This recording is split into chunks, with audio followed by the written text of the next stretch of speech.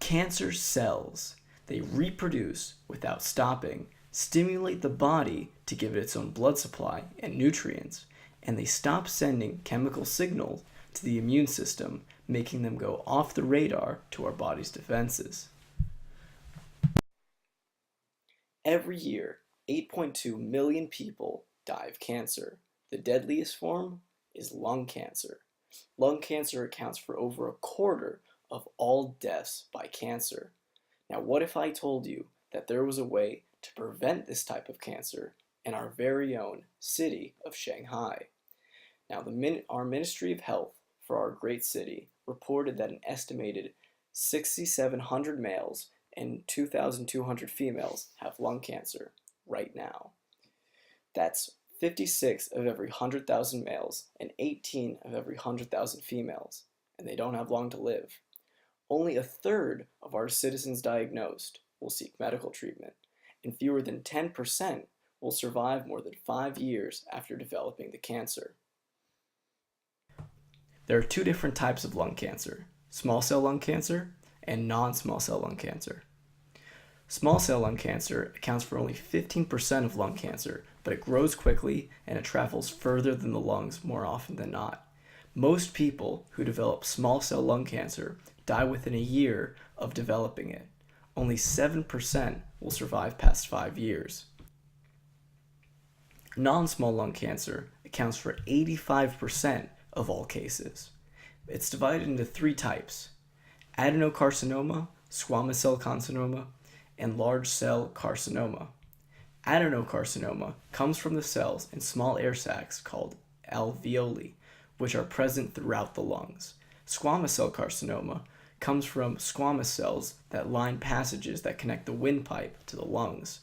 Large cell lung carcinoma are all the other types of cells that can become mutated within the lungs. But what is cancer, and how can we prevent it? Lung cancer is a serious health issue that we are facing here today. It is the uncontrollable growth of abnormal cells in the lungs. These cells do not function as normal lung tissue and can form tumors. This interferes with the function of lungs and can prevent oxygen transportation throughout the body. With lung cancer being responsible for over 154,000 deaths annually, lung cancer causes more death than any other type of cancer. This is not surprising because of the severity of the symptoms and the little treatment available being harmful to the body. Even the non-lethal symptoms of lung cancer can severely affect the quality of life with breathing problems. These symptoms are primarily related to the respiratory system of the body. The decrease in lung functionality leads to chest pains and shortness of breath, which causes excessive coughing. Coughing up more mucus than normal, or even blood, is common as a side effect of lung cancer. Unless caught and treated, the cancer will spread to other parts of the body. Common places lung cancer spreads to are lymph nodes, bones, the brain, and liver. This causes many other symptoms from headache to blood clots. The spreading cancer can also affect how a person feels and can lead to fatigue and loss of appetite. The most common cause of death for patients with lung cancer is tumor burden. This occurs when the cancer spreads and tumors form that interrupt vital functions of the body, such as blood flow. Infections are also a large threat, as the immune system is compromised by both the cancer and the treatment for it. The treatment that is available for the disease is tough on the body, but does not always work. Surgery to remove tumors is often used if the cancer is confined to the lungs. In order to reduce the impact and reach of lung cancer on the citizens of Shanghai, we created a multitude of regulations and changes to be put in place throughout many different aspects of the city. Putting a tax on cigarettes and tobacco products would decrease the amount of people who would contract lung cancer from an easily preventable source. A green initiative would be enacted that would encourage citizens to plant more plants throughout the city. Vertical growing plants can be planted along the many skyscrapers present in the city.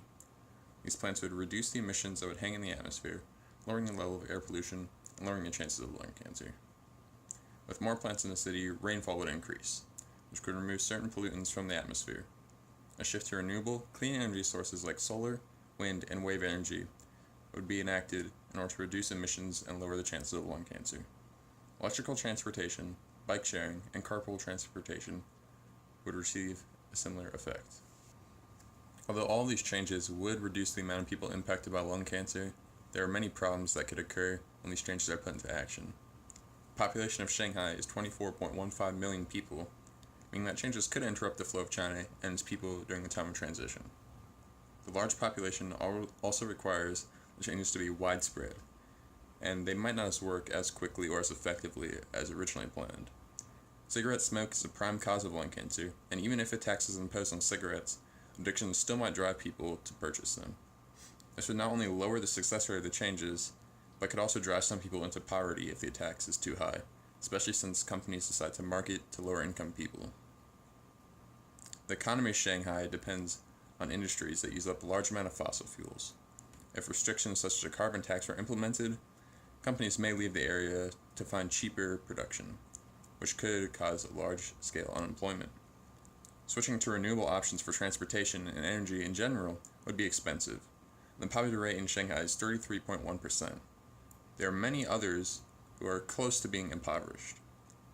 The economic situation means that even though public transportation can switch to renewables, the general public might not have the funds to make the switch from gasoline or diesel automobiles to electrical or biofuel during the start of the transitions. So even though all of these changes could have a large impact, it requires a lot of help from the people and the government in order to make it all work. Lung cancer can be caused by many things. Some things are avoidable, such as your genetics. However, other things, such as living conditions and actions you take in your life, can affect your chances of getting lung cancer. Smoking or being around a smoker is the number one cause for lung cancer. Most other cases come from those associated with jobs involving radioactive material with high particulate matter emissions. Almost 80% of all lung cancer deaths are thought to be related to smoking. Smoking involves burning tobacco and inhaling the smoke produced, whether through the nostrils or orally. Once inhaled, the smoke enters the lungs by passing through the pharynx. Secondhand smoke also increases your chances of developing lung cancer and accounts for almost a third of all lung cancer developed by non-smokers.